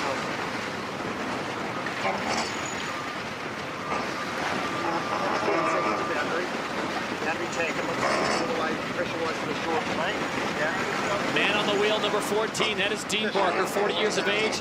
Just to his left is number 10, that is Ray Davies. And Ray Davies constantly looking back at where his opponent is and constantly looking on the water to look for pressure and better current. No, he's not tacking, he is not tacking. He goes straight. 20, boundary tack anyway, yep. So Ray Davies, number 10, he's the tactician for the Kiwis. And on the right hand, the far right of your screen, that is Ben Ainsley, normally a helmsman. He is now the tactician working in concert with Tom Slingsby. Saw Ray Davies actually jump into the wing trim position. They started to think about tacking and then they stopped. And then they were going again and they stopped. Obviously that's his position when they tack, and he had to probably sit there trimming the wing a little longer than desired. And once again, if you're a fan of Oracle Team USA, the defenders of the Cup, the kryptonite has been exposed yet again. Leg 3, they were trailing by 80 meters. They now trail by 210 meters. Just simply more of the same. Better boat upwind. Emirates Team New Zealand. 10 seconds. And for the folks watching at home, is this a case of the Kiwis have a better boat or they're better sailors on the water on the upwind leg? Well, sailors help create better boats. Let's put it that way. I mean, It's a good part of the world out here. P-tack, we just roll with them now, right? Yeah. Otherwise, we take it down. Otherwise, we just keep going, yep. Yeah, exactly. Keep it simple. That's it going here all the time, boys. Going really well. you know, two things that are very interesting, Todd, is how relaxed Ray Davies is right now. Speaking from experience, when you're this fast, it's really fun being a tactician. Just really relaxed tone to his voice. Yeah, we can tack when you want. Yeah, whatever, go for it. Whereas there's going to be a little more tension back on Oracle right now. Meanwhile, the Iceman, the man with number 14, the skipper and helmsman, Dean Barker, really does not change expressions whether he's winning or losing.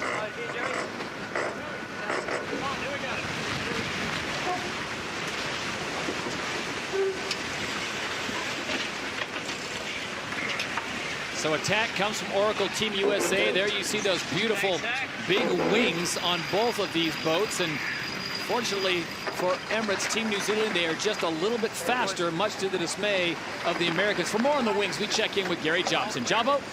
Well, if you look down on New Zealand or Oracle here, notice the platform under the wing. It's very narrow, and that platform underneath is very important. It creates an end plate, and you can actually get extra power, increasing the sail area.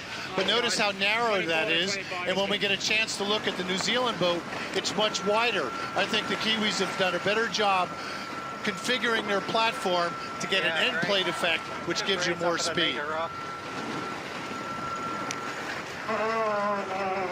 You are watching race number 7 of the 34th America's Cup. The Kiwis lead the day and lead the overall. Can the Americans come back and make a race of it? Yeah.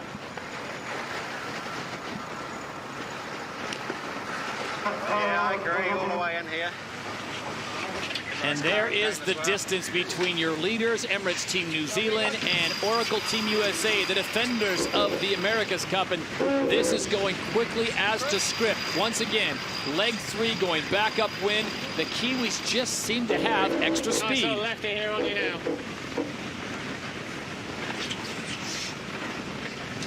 Yeah, happy with 24s in this left-hander.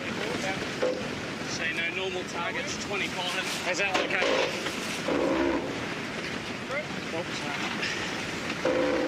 There's tags out there.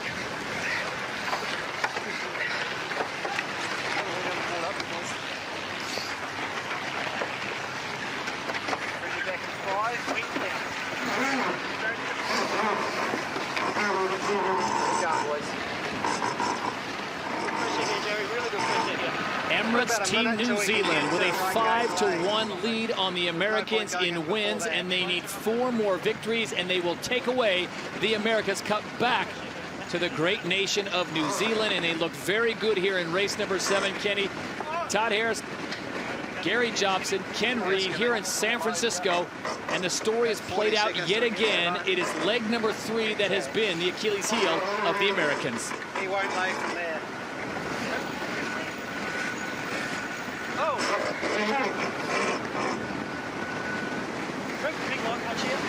Another 30 seconds. New Zealand literally flying upwind, almost foiling here as the breeze has picked up to 18 nautical miles per hour. You can see the leeward hull on the left just about lifting up. This boat is really going fast. Nearly 30 the other way. This is all part of a playbook for Emirates Team New Zealand. At this stage, they're going to try to just minimize maneuvers and make sure they keep Oracle pinned to the short side of the racetrack, which is the left side, over towards the city front.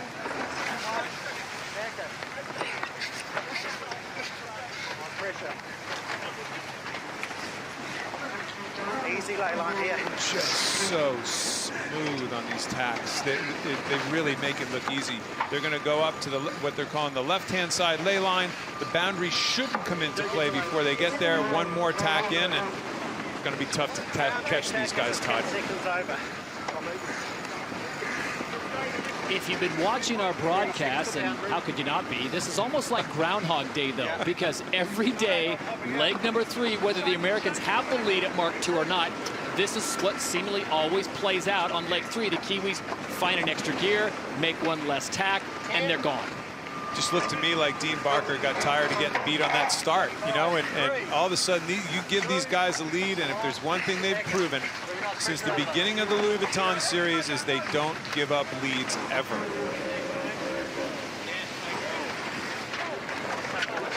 Nice gains up here. Hey, right gate.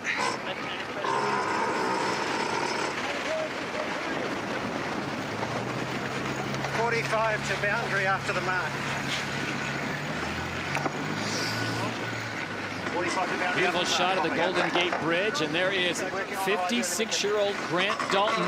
He's known as Daltz. He's the general manager of Emirates Team New Zealand. And Gary, not many guys would go out and shop for a 56-year-old grinder, but he certainly has paid dividends. Well, and as important as grinding, the fact is he's a spiritual guru of the boat, big brother. Anybody gets a little nervous, Grant Dalton's the guy that fixes it. I talked to him yesterday, and I said, I hope you're going to stay on for all the rest of the races, because I know you like to take the second race off.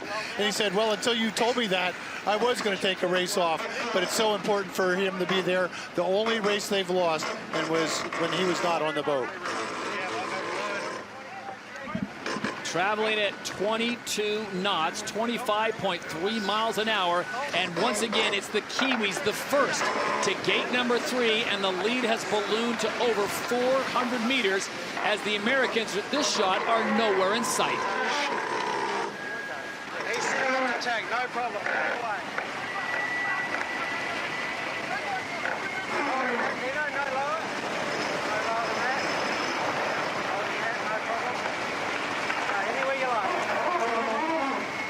So as Dean Barker and Emirates Team New Zealand speed away, the Americans can only look, and they still have 200 meters before they get to the gate, and that clock will continue to run, meaning they will continue to be in the rear view mirror of Emirates Team New Zealand.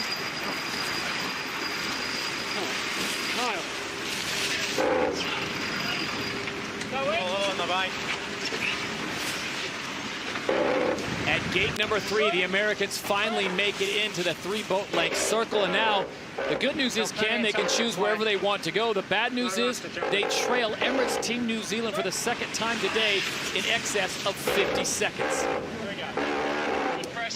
Really not much you can do at this stage. This is a tough spot. Being in a slower boat upwind is just never fun, and especially in such a world stage like this.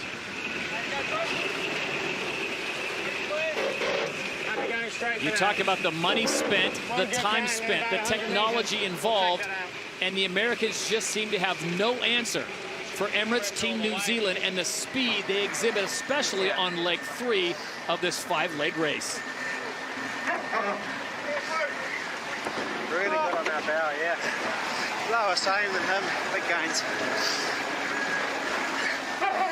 Back in San Francisco for our friends watching in the Southern Hemisphere, this is great news. Emirates Team New Zealand is ahead of the Americans by more than 1,000 meters, and they are traveling at more than 35 knots. Fresh off a victory in the first race today, Dean Barker, Ray Davies and company are plowing ahead, looking to pick up their 6th victory, which would leave them just 3 short of winning this year's America's Cup.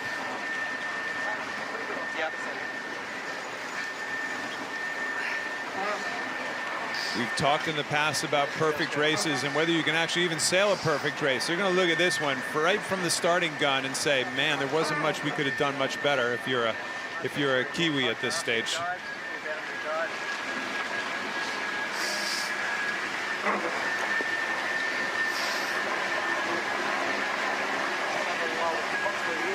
A rare moment for these guys to catch their wind as they have an enormous lead on Oracle Team USA. So it's play it safe mode now for Dean Barker and Ray Davies. And wow, you got to talk about the course and how it's been so favorable for New Zealand, Gary. Would you say it's skewed? Well, right now it's almost a direct course going downwind, which helps New Zealand out, taking away the passing lanes. But one of the things, we're right behind New Zealand, is how much they change course depending on the wind. They get a little gust of wind, more pressure, they bear away. A little lighter spot, they come up, altering course 20 to 30 degrees at times.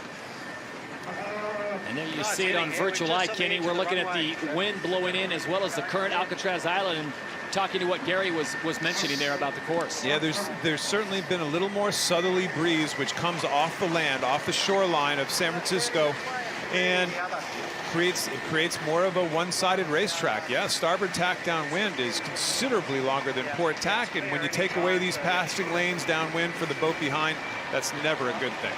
So basically what you're looking at is a drag race between New Zealand and America, and without having to make any jives or any turns going downwind, that man, Ray Davies, can plot a course almost directly to mark number 4, and it's a straight shot. Straight shot is a tactician's best friend.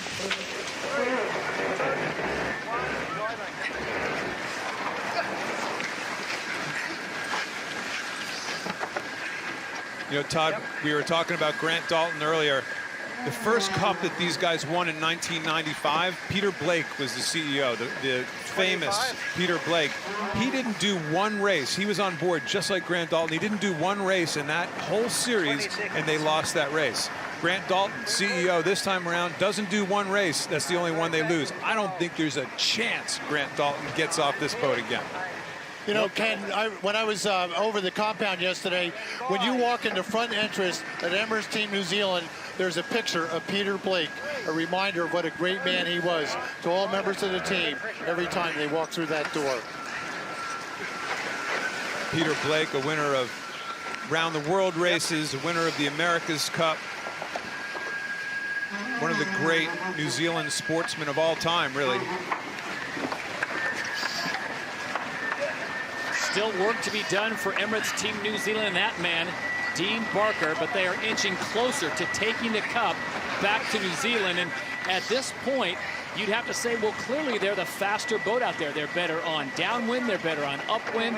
They've kind of got the starts, a 50-50 proposition, but when you're this fast, Kenny, they can split the starts with Oracle Team USA. You know, the one thing I think the Oracle program never thought of is this boat-on-boat, hand-to-hand combat, what that would be like trying to tack this boat. Gary brought up a great point this morning. It's the amount of volume in the hulls, and that clearly has allowed the Kiwis to tack better. And it could just be the fatal flaw of the design team.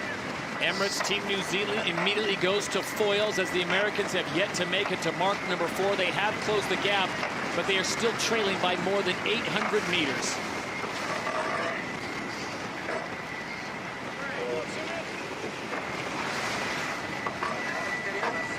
On the final leg of the last race of the day, Emirates Team New Zealand sailing clear in 39 knots, or about 44, 45 miles an hour. Wow. This is a huge win. This is devastating for the Americans, and for the Kiwis, just more of the same. Ken, it makes me wonder, do you go back to John Kostecki for Saturday's race, or do you stay with Ben Ainsley? I'm not sure the tactician had much to do with this one, Gary.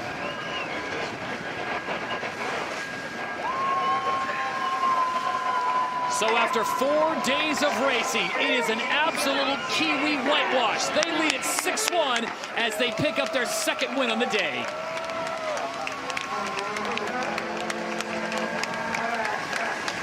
Emirates Team New Zealand Race Committee, can you please step back to the door when you get the chance so you do your TV interviews clear? Dean Barker and company, congratulations on a masterful job. This time they did get the start, never trailed for all 5 legs, and their lead ballooning up to over 1,000 meters.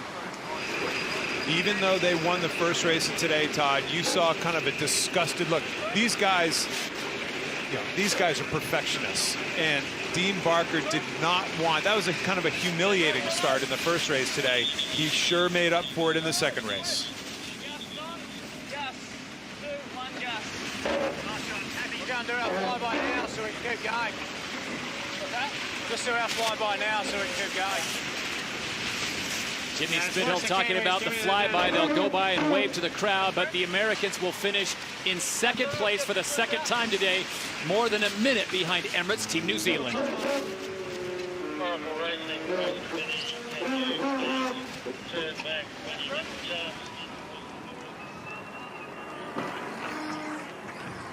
So a change in tactician yields no better results for Oracle Team USA, the defenders of the America's Cup. Once again, the Kiwis own the day.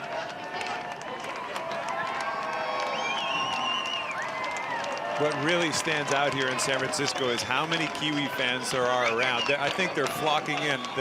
Every jet airliner leaving Auckland Airport right now is heading for San Francisco Bay at this stage. Well, there's only 4 million residents of that island nation, but I think more than half of them have made their way to San Francisco. For all good reason. This is great sport. It's huge sport, obviously, in New Zealand, and good for them. Well, as the saying goes, speed kills, and that's exactly what's happening in the 34th America's Cup. The Kiwis have the speed. Talking to the designers before this event started, the edge, kind of the thinking on both teams was possibly the upwind edge was to Oracle and the downwind edge is to Team New Zealand. It shows how quickly things change when you have a development class like the AC-72s. And the body language says it all for Oracle Team USA as they try to figure out what went wrong and how they can get it right. Meanwhile, for Emirates Team New Zealand, it's another day at the office as Dean Barker gets rehydrated for his big interview here. Dean, that's about the most work you've done today. You boys looked awfully sharp, and this time you nailed the start. Yeah, I was, the first one was just a shocker, you know, I was half asleep all the way through that whole start, and, you know, we paid for it, and, you know, full credit to the guys for just digging it in. You know, it was never a sort of a lay down and let it go away in the first one, and we just stuck with it, stayed close and took our chances upwind. Yeah, that one I was sort of a little bit more conscious of making sure I'd let the guys down, and it all worked out pretty much how we hoped. So yeah, very happy with the day. Hey Dean, obviously you guys are dominant upwind. It's becoming clearer by the race. Is there something that you can pinpoint? Like, is there something that you guys have done that just all of a sudden clicked and you knew that, hey, we got an extra gear? Oh, it could be these pie warmers on the back. I think they're obviously doing something. Well, Dean, you know, you're going pretty darn fast upwind, as Kenny just alluded to. But downwind, Oracle at times seems to have a little edge on you. What can you do between now and the next race to improve that downwind speed? Well, you know, you can't be good everywhere, and it's a trade-off. And you know, you'd have to say that Oracle, you know, they look stable and pretty fast. You know, obviously reaching and downwind, and you know, we sort of feel we can hang in there enough. But you know, you've got to pay a price somewhere, and maybe the price is upwind for those guys. So you know, we could try and improve our downwind, but we're pretty happy with our all-round package. So it's just racing the boat well, and then if we can be in touch, then we can certainly race them upwind. Dean, thanks for your time. We'll let you restock the pie warmers. We'll see you on Saturday. We will. Yeah, thanks, guys.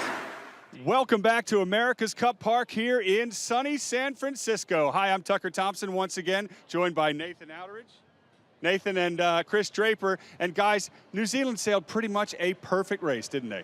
Yeah, they did. They won the start. Dean said he had a shocker in the first race today, and he really fixed that up. And, you know, once they let around Mark 1, no mistakes the whole race, and just a typical Kiwi race from my perspective. And Chris, listen, you've been in this position before. The game is not over for Oracle Team USA. What can they do tomorrow? What can they do in the rest of the series? Tactically, strategically, teamwork, boat speed? What do you think? Yeah, they've had such a tough few days pressure-wise. I think, to be honest, I mean, the first few races, we saw them a lot closer. I think today was the biggest drumming we've seen them get, really. And I think they probably benefit well from going and having a rest, regroup, and come out. They've improved from where they were in race 1 and 2. They've really worked on some of those elements, and they were very close then. So I'm sure they could come back very strong. So is the writing on the wall? Is the final nail in the coffin? Well, I tell you what, anything can still happen in the America's Cup, and it often does.